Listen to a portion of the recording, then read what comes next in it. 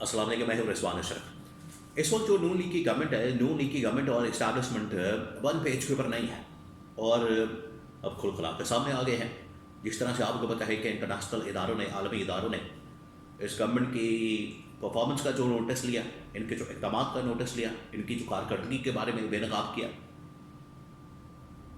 Common wealth سے لے کے یورپی یونین اور یورپی یونین سے World Bank, I M F اور اقوام متحدہ تک تمام اداروں نے اس حکومت کا گچا چھٹا کھول کے رکھ دیا۔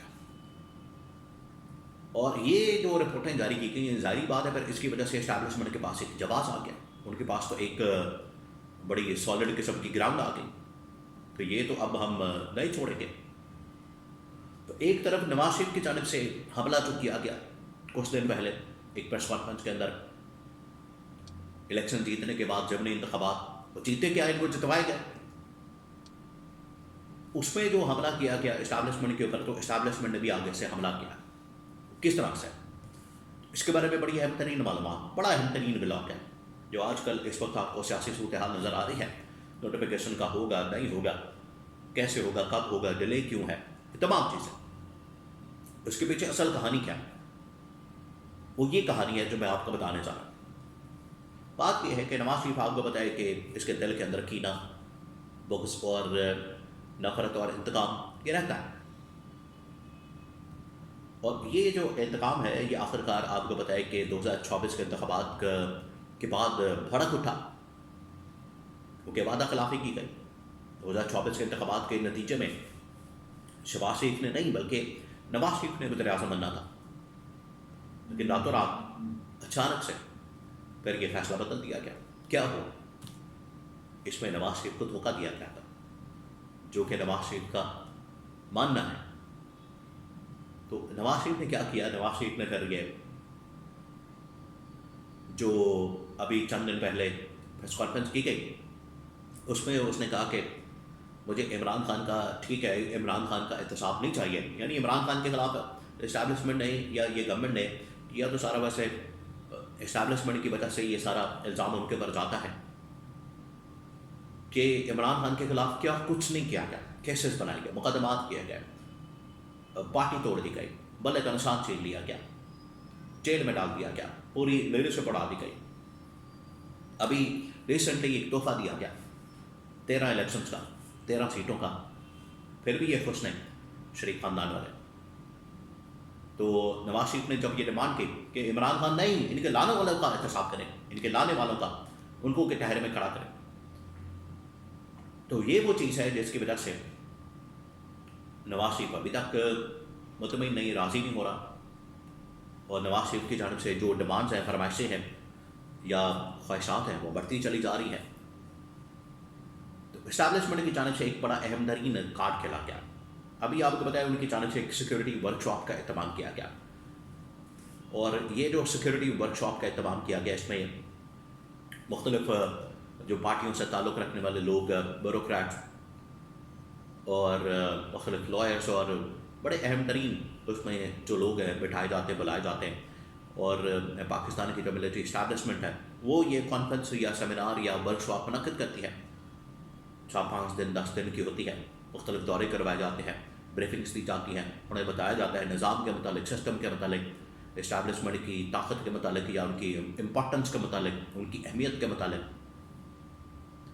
اس میں جو ہے وہ جنرل عاصم کی جانب سے، فیلڈ مارشل کی جانب سے یا اسٹیبلشمنٹ کی جانب سے یہ کنوے کیا گیا پیغام وہ تمام شرکا کو، پارٹیسپینٹس کو جو اس میں شریک تھے کانفرنس کے اندر یا آپ کہہ لیں ورک شاپ کے اندر، کہ موجودہ جو اس وقت پاکستان کے اندر نظام میں آپ کو خرابیاں نظر آتی ہیں، مسائل نظر آتے ہیں، دو ہی اس میں ذمہ دار ہیں، خاندان کہہ لیں یا پارٹیاں کہہ لیں، یہ اشارہ دیا، اور پھر کہا کہ آپ سب انہی کے غلام ہیں، یہ سیاستدان جو وہاں پر بیٹھے ہوئے تھے یا بیوروکریٹس وہاں پر جو بیٹھے ہوئے تھے یا باقی بھی لوگ اس میں، کیونکہ پتہ ہے ان کو یہ 2 پارٹیاں یا 2 خاندان پورا کا پورا ادارے کے اندر جو نظام ہے، ادارے ہیں، ملک کے اندر جو نظام ہے، ادارے ہیں، ان کے اوپر بیٹھی ہوئی شخصیات ہیں، ان کو خرید لیتے ہیں، کنٹرول میں کر لیتے ہیں، یا تو اپنے ساتھ میں لا لیتے ہیں، خرید لیتے ہیں، ان کی قیمت لگا دیتے ہیں، اور اگر کوئی نہیں، کوئی اکا دکا نکل آتا ہے بڑا ہی ایماندار قسم کا، اس کو راستے سے ہٹا دیتے ہیں۔ تو وہاں پر یہ کہا گیا کہ دو پارٹیاں، دو خاندان، ان کے آپ غلام ابن غلام بن کے بیٹھے ہیں.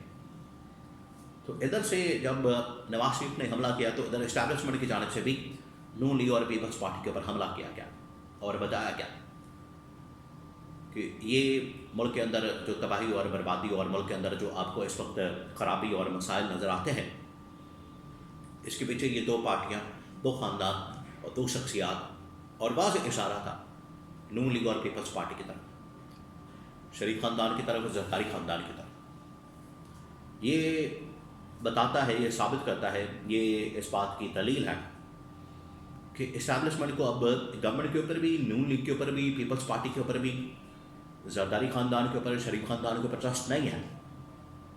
ان کو پتہ لگ گیا ہے ان کی اوقات کیا ہے،